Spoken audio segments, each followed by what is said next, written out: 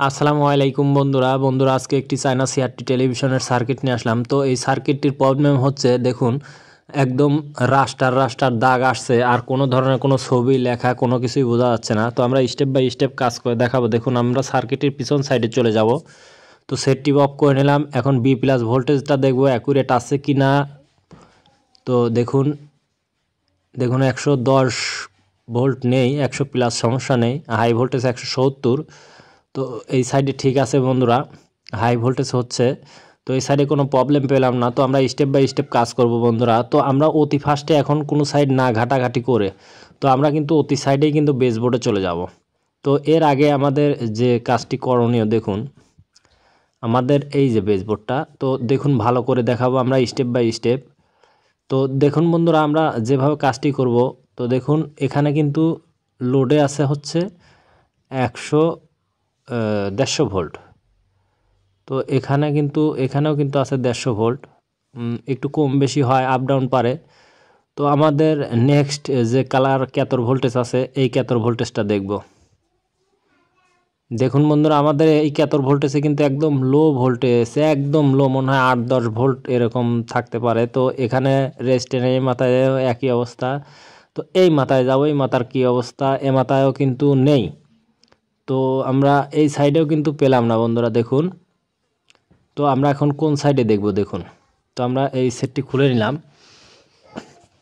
তো আমাদের যে কাজটি করণীয়, এই যে এইটাতে আমরা ভোল্টেজ পেলাম না বন্ধুরা, এখান থেকে এখানে গেছে। তো দেখুন রেজিস্ট্যান্স যদি ভালো হয়, আপনারা যদি হাত দেন তাহলে আগুনের মতো গরম হয়ে যাবে। আর রেজিস্ট্যান্স যদি ফল্ট হয়ে থাকে তাহলে কিন্তু এই রেজিস্ট্যান্সে কিন্তু কোনো ধরনের গরমই হবে না। তো আমাদের যে কাজটি করণীয়, আমাদের এই রেজিস্ট্যান্সটি কিন্তু ঠিক আছে, যার কারণের জন্য হাত দেওয়ার সাথে সাথে বোঝা গেল না আসলে অনেকটা গরম হয়ে গেছে। তো আমরা এই ট্যান্ডেস্টারটি 2482, এই ট্যান্ডেস্টারটি আমরা খুলে শিওর হব কিভাবে যে ট্যান্ডেস্টারই ফল্ট। মেপে কিন্তু মেজারমেন্ট করে কিন্তু ট্যান্ডেস্টার কখনোই ক্লিয়ার বুঝতে পারবেন না। তো দেখুন আমরা কিভাবে মেজারমেন্ট করে দেখব ক্যাথোড ভোল্টেজে কোনো ওই ট্যান্ডেস্টার সমস্যা না অন্য সাইডে সমস্যা, এটা বোঝার উপায় কি। তো সেইটা দেখুন আমি স্টেপ বাই স্টেপ করে দেখাবো। তো এখন আমি দেখুন লাইনটি দিয়ে নেব, বেসটা টিউবে না লাগিয়ে লাইনটি দিয়ে নেব। তো অ্যাকুরেট করে কিন্তু আমরা এইটা কিন্তু মেজারমেন্ট করতে পারবো। দেখুন আমাদের ট্যান্ডেস্টার ফল্ট না অন্য সাইডে ফল্ট। তো দেখুন আমরা এখন এখানে ভোল্টেজটি মাপবো। তো দেখুন এখানে কিন্তু আমরা ভোল্টেজ 170 অথবা 65 এরকম ভোল্টেজ এসেছে। দেখুন আমাদের এখানে কিন্তু ভোল্টেজ অ্যাকুরেট চলে এসেছে, তার মানে আমরা কিন্তু সব কিছুর মূলতেই পেলাম আমাদের ট্যান্ডেস্টারটি কিন্তু শর্ট। তো ট্যান্ডেস্টারটি শর্ট হওয়ার কারণে কিন্তু আমাদের এই সমস্যাটি হচ্ছে। আর আমরা কিন্তু ক্লিয়ারলি বোঝা গেল যে আসলে এই ট্যান্ডেস্টারটি শর্ট আছে। আমরা কিন্তু মেপেই বুঝতে পারলাম, আমাদের ট্যান্ডেস্টার মাপার দরকার হলো না, আমরা বেসবোর্ডের থেকেই মেপে মেজারমেন্ট করে দেখালাম। তো অবশ্যই আমার এই ভিডিওটি ভালো লাগলে চ্যানেলটি সাবস্ক্রাইব করে সাথেই থাকবেন নতুন নতুন ভিডিও পাওয়ার জন্য। তো দেখুন আমি ঝালাইটি দেওয়ার পরে আপনাদেরকে কিন্তু অবশ্যই লোড দিয়ে দেখাবো যে আসলে ঠিক আছে কি না, তাহলে কিন্তু আপনারা 100% শিওর হয়ে যাবেন। আর আমার এই ভিডিওটি ভালো লাগলে চ্যানেলটি সাবস্ক্রাইব করে সাথেই থাকবেন নতুন নতুন ভিডিও পাওয়ার জন্য। দেখুন আমি লাইন আবার দিয়ে নিলাম। তো এখন ভোল্টেজটি মেজারমেন্ট করে দেখব আমাদের ভোল্টেজ এসেছে কি না। তো দেখুন আমাদের যে ভোল্টেজটি ছিল না বন্ধুরা, দেখুন 100 প্লাস কিন্তু লোডে চলে এসেছে। আর এটা আমাদের লোডে আছে হলো 150, এই যে এটা কিন্তু 110। তো 150 কিন্তু আমরা পেয়ে গেলাম অলরেডি। তো সেই ক্ষেত্রে আমরা এখন স্ক্রিনে যাব। স্ক্রিনে বন্ধুরা দেখুন কি অবস্থা, উপরে দেখুন আঁকি দাগ আর হেজি আসছে। এই যে দেখুন এন দিয়ে হেজি আসছে, আপনারা স্ক্রিনে দেখতে পাচ্ছেন কিনা বলতে পারলাম না। তো এই হেজির দাগটার জন্য আগে সমাধান করব। দেখুন আমাদের মূলত এখানকার যে ভোল্টেজটা, এখানে কত ভোল্ট পাবো বন্ধুরা, 24 পাচ্ছি, এখানে 28 থেকে 30 ভোল্ট পাবো। এই দেখুন 28 থেকে 30 ভোল্ট পাবো, এখানে কিন্তু 20 ভোল্ট পাচ্ছি, এখানে কিন্তু 20 ভোল্ট পাচ্ছি। দেখুন আমরা ভোল্টেজ কিন্তু এখানে অনেকটাই কম পাচ্ছি, যার কারণের জন্য ছবির উপর দিয়ে হেজি আসে। আপনারা অনেকেই বুঝতে পারেন না, না বোঝার ফলে আপনারা ট্যান্ডেস্টার ইডাসিরা অমুক তমক চেঞ্জ করে ফেলেন, চেঞ্জ করার পরেও রেজাল্ট একই হয়। তো যার কারণের জন্য দেখুন আমরা ক্যাপাসিটারটি চেঞ্জ করে নিচ্ছি। তো ক্যাপাসিটারটি চেঞ্জ করে নেওয়ার পরে রেজাল্ট কি হয় আপনারা নিজেরাই বুঝতে পারবেন, কেননা আমাদের ওখানে সর্বনিম্ন 25 আর সর্বোচ্চ আপনারা 32, বেশিরভাগই থাকে 27-28। চায়না সার্কিটে 27-28টি বেশি থাকে। তো দেখুন আমরা এই যে ক্যাপাসিটারটি এখন লাগিয়ে নেব গল্প করতে করতে 1035 ভোল্ট গল্প করতে করতে কিন্তু আমরা ক্যাপাসিটারটি এর মধ্যে কিন্তু লাগিয়ে নিচ্ছি।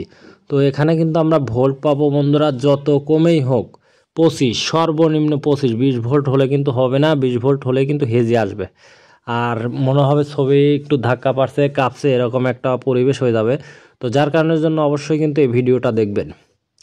আর টেনে দেখলে কিন্তু কোনো কিছুই বোঝার কিছুই নেই, কারণ প্রত্যেকটা কাজই অনেক গুরুত্বপূর্ণ আমরা দিয়ে থাকি। আর আপনারা অবশ্যই ভিডিওটা দেওয়ার সঙ্গে সঙ্গে মেমোরিতে গেঁথে ফেলবেন, যেহেতু আপনারা ইলেকট্রনিক্সের কাজ করেন। তো অবশ্যই মাথায় শর্টকাটে ঢুকায় নেবেন যাতে দ্বিতীয়বার এই ভিডিওটা না দেখা লাগে। তো দেখুন আমাদের কাজটি শেষ। আমাদের যে ভোল্টেজটি ছিল 20 ভোল্ট, সেই ভোল্টেজটি এখন দেখব বন্ধুরা। দেখুন আমরা কিন্তু অলরেডি কিন্তু 28 ভোল্ট পেয়ে গেলাম। 28 ভোল্ট পেয়ে গেলাম। কোথায় 20 ভোল্ট, কোথায় 28 ভোল্ট আপনারা নিজেরাই দেখলেন বন্ধুরা। তো আমাদের মূলত আর যে সমস্যাটি আছে দেখুন, আমাদের এখানে ভার্টিক্যালের এখানে মূলত উপরে যে দাগটি আসে শুধুমাত্র এই ভার্টিক্যালের এখানে ডায়োড থাকে। ডায়োডের পাশে 100 ইউএফ 35 ভোল্ট 100 ইউএফ 35 ভোল্টের একটি পিচ্ছি ক্যাপাসিটার থাকে। তো এই ক্যাপাসিটারটি কিন্তু অনেক গুরুত্বপূর্ণ একটি ক্যাপাসিটার, অনেকে জানেন অনেকেই জানেন না। তো যারা জানেন তাদের তো বলার কিছুই নেই, আর যারা না জানেন অবশ্যই ভিডিওটা দেখবেন। এবং একটি কাজের মধ্যে 3টি কাজ দেওয়া আছে। তো একই ভিডিওর মধ্যে কিন্তু আমরা 3টি কাজ করে আপনাদেরকে বোঝানোর ক্ষেত্রে কিন্তু করে দিয়েছি বন্ধুরা। তো অবশ্যই মনোযোগ সহকারে ভিডিওটা দেখেন, তাহলে অনেক কিছু শিখতে পারবেন, বুঝতে পারবেন। দেখুন আমরা এই যে ক্যাপাসিটারটি কথা বললেন 100 ইউএফ 35 ভোল্ট। তো আমরা এই একটি ক্যাপাসিটার আমরা খুলে লাগিয়ে নেব। তো লাগানোর পরে রেজাল্টটি আপনারা বুঝতে পারবেন। এই যে আমি একটি ক্যাপাসিটার কিন্তু খুলে নিয়েছি অলরেডি, কারণ আমাদের অতটা সময় নেই, কাজেও বিজি থাকি, যার কারণের জন্য আমরা শর্টকাটে কাজ করার চেষ্টা করি। তো দেখুন বন্ধুরা আমরা এখন ক্যাপাসিটারটি ঝালাই করে নেব। ঝালাই করে নেওয়ার পরে আমাদের ছবির রেজোলিউশন কি এবং ঠিকঠাক আছে কিনা সেগুলো আমরা দেখব। তো দেখুন আমরা কিন্তু ক্যাপাসিটারটি লাগিয়ে নিচ্ছি বন্ধুরা। কাজের ক্ষেত্রে কিন্তু অনেক ভুলভ্রান্তি হয়ে থাকে। তো অবশ্যই তারপরেও আপনারা কাজগুলো ক্লিয়ারলি দেখলে অনেক কিছুই বুঝতে পারবেন। শিক্ষার শেষ নেই। তো আমরা অনেক শিখেছি, তো তারপরেও এখনও শিক্ষার শেষ নেই, কেননা আমরা নতুন নতুন এই সমস্যাগুলো পাচ্ছি। তো দেখুন আমাদের কাজটি কিন্তু এখন শেষ। তো আমি এখন স্ক্রিনে যাব, স্ক্রিনের কী অবস্থা সেটা দেখব বন্ধুরা। স্ক্রিনে চলে যাব। তো স্ক্রিনে যাচ্ছি। দেখুন বন্ধুরা, দেখুন সেট ইজ ওকে হয়ে গেছে বন্ধুরা, কোনো ধরনের কোনো প্রবলেম নেই। তো আমার এই ভিডিওটি ভালো লাগলে চ্যানেলটি সাবস্ক্রাইব করে সাথে থাকবেন। তো আজকের মতো বিদায় নিচ্ছি, ভালো থাকবেন, আল্লাহ হাফেজ।